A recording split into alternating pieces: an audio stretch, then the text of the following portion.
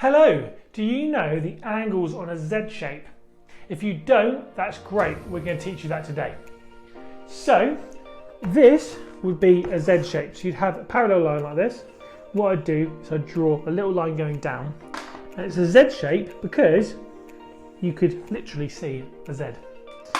Now, if I had an angle here that was like 70 degrees, we're not drawing it to scale and we're just making that up. Okay, but say I'll just give you something like 70.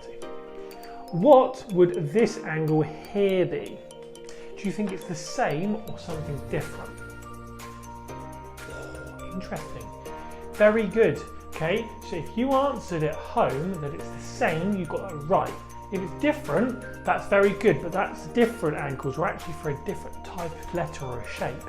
For Z's, they're both the same. So in this case, that would equal, yes, 70 degrees. Oh, I'm going to draw a line there. 70 degrees. So angles on a Z shape are the same. Use information, play the next game, and we'll see you in the next one. Bye!